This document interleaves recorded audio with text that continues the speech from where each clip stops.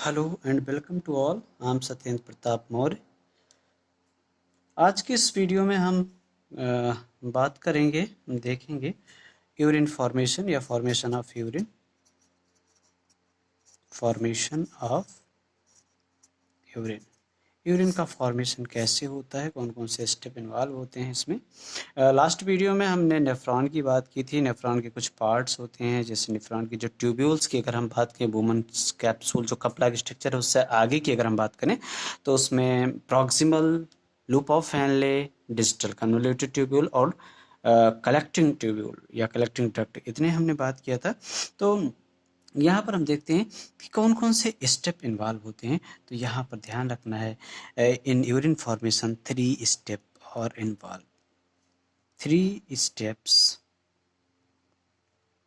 Are involved. 3 step involve होते हैं। कौन कौन से? सबसे पहला है फिल्ट्रेशन। अल्ट्रा फिल्ट्रेशन कहते हैं इसी को, या इसी को हम लोग नाम देते हैं ग्लोमेरुलर फिल्ट्रेशन, क्योंकि वुमेन्स कैप्सूल कहाँ पर है, मतलब सॉरी, जो ग्लोमेरुलस है वो कहाँ पर है, वुमेन्स कैप्सूल में, इसलिए इसको हम लोग नाम देते हैं फिल्ट्रेशन। जो दूसरा स्टेप है उसको हम लोग कहते हैं ट्यूबुलर, यानी ट्यूब में हो रहा है तो इसलिए हम लोग ट्यूबुलर रीअब्जॉर्प्शन कहते हैं इसे, रीअब्जॉर्प्शन, यानी रीअब्जॉर्ब होना, पुनः अवशोषित होना। और जो थर्ड स्टेप है जिसे हम लोग सेक्रीशन कहते हैं। तो यहाँ पर आपको ये 3 स्टेप याद रखना होगा हमेशा।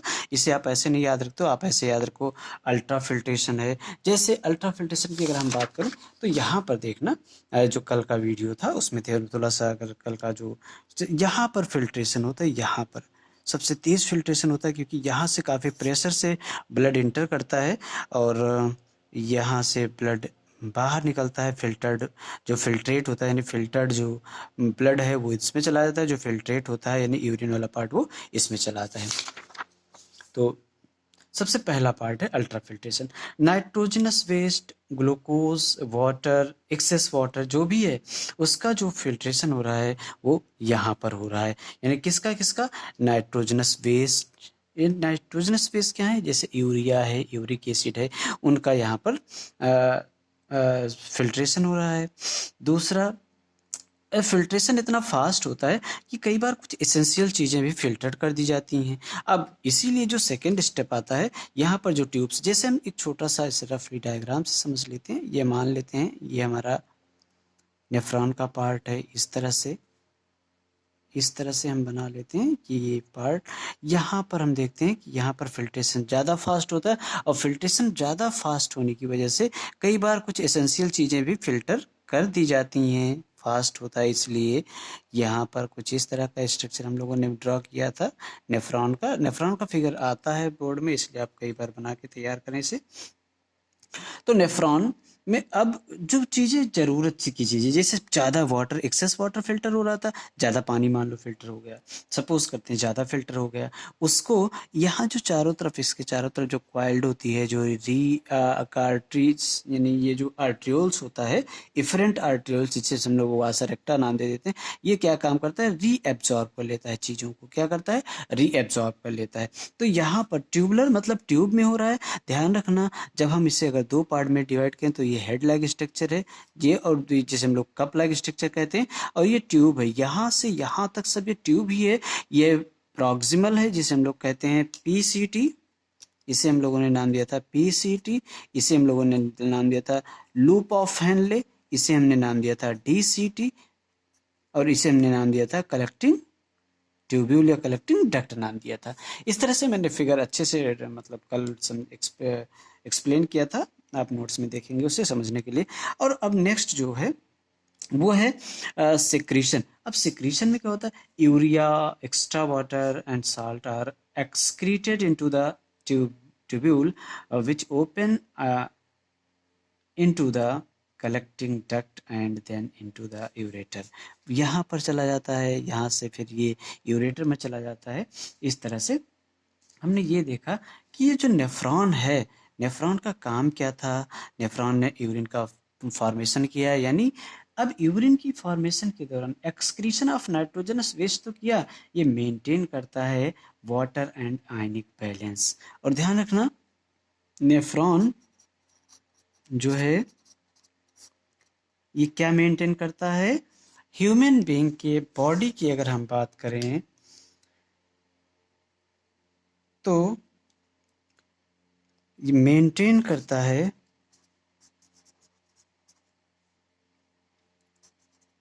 maintain the water and ionic balance, जिसे हम लोग कह देते हैं ऑस्मो रेगुलेशन। Osmo regulation. अब इसके बाद में हम यूरिन का फॉर्मेशन हो गया, यानी फिल्टर ब्लड को वापस दे दिया रीनल वेन में वापस, और वो बॉडी के डिफरेंट पार्ट में चला गया। और यहाँ पर जो फिल्ट्रेट आया वो क्या आया, यूरिन। तो अब हम ये समझते हैं कि व्हाट इज यूरिन, है क्या, यूरिन है क्या। यूरिन का फॉर्मेशन 3 स्टेप में हुआ। यूरिन की अगर हम बात करें तो यूरिन एक तरह का वेस्ट प्रोडक्ट होता है। वेस्ट प्रोडक्ट क्यों कहते हैं, क्योंकि उसमें ना यूरिया की मात्रा होती है, एक्सेस वाटर होता है। तो सबसे ज़्यादा वाटर की अगर, तो कंपोजिशन की अगर हम बात करें, कंपोजिशन ऑफ यूरिन, तो सबसे पहला पॉइंट वाटर सबसे ज़्यादा। दूसरा पॉइंट इलेक्ट्रोलाइट्स। ये इलेक्ट्रोलाइट क्या है, इलेक्ट्रोलाइट जैसे सोडियम है, पोटेशियम है, कैल्शियम है, बाइकार्बोनेट है, एक्सेट्रा। ये सब फॉस्फेट वगैरह ये किस में चले जाते हैं, जो आयंस के रूप में हो, यानी नेगेटिव या पॉजिटिव चार्ज हो, उनको हम लोग कह देते हैं। और तीसरा जो होता है वो आपका जो सबसे इम्पोर्टेंट, जिसे हम लोग कहते हैं यूरिया। और एक और जोड़ लेते हैं इसमें, क्योंकि यूरिक एसिड भी नाइट्रोजनस वेस्ट ही है। तो अब सबका परसेंटेज देख लेते हैं कि लगभग कौन कितने परसेंट एक्सक्रीट किया जाता है। वाटर सबसे ज़्यादा है, लगभग 90 से 95%, 90 to 95% सबसे ज़्यादा वाटर, इसलिए हम सबसे पहले। दूसरा इलेक्ट्रोलाइट्स की बात करें, अप्रॉक्सीमेटली 2%, यूरिया अप्रॉक्सीमेटली 2.5 या 2.6%, एंड यूरिक एसिड की बात करें ये लगभग 0.3% की मात्रा में पाया जाता है। अब बात आती है कि जो यूरिन है, यूरिन का जो कलर है, यूरिन का जो कलर है वो किसकी वजह से है, किस कलर का होता है, तो यूरिन येलोइश कलर का होता है। येलोइश कलर का होता है। क्यों होता है, due to the presence of, किसकी वजह से, due to the presence of pigment. उस पिगमेंट का नाम है यूरोक्रोम। क्या नाम है, यूरोक्रोम। यूरोक्रोम की वजह से उसका कलर कैसा होता है, येलोइश होता है।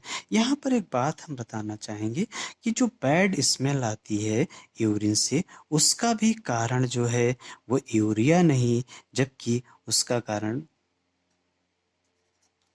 बैड स्मेल का जो कारण है उसका कारण अमोनिया, यूरिया नहीं अमोनिया है। क्योंकि urea is converted into ammonia by microbes।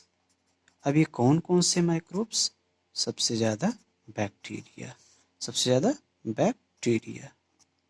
यही कारण है कि जो यूरेटर होता है, जहाँ पर लोग यूरिन यानी मिक्सचुरेशन करते हैं, वहाँ पर बैड स्मेल आती है, उसका कारण होता है ये यूरिया को कन्वर्ट कर दिया जाता है अमोनिया में, और उसकी जो बैड स्मेल का कारण होता है वो बैड हुई है। तो आज के लिए फ़िलहाल इतना ही। नेक्स्ट वीडियो में हम बात करेंगे, जो कि लास्ट वीडियो होगा इस चैप्टर का आपके, जिसे हम लोग कहते हैं प्लांट एक्सक्रीशन की हम बात करेंगे। तो आज के लिए फ़िलहाल इतना ही, मिलते हैं नेक्स्ट वीडियो में। स्वस्थ रहें, मस्त रहें। जय हिंद।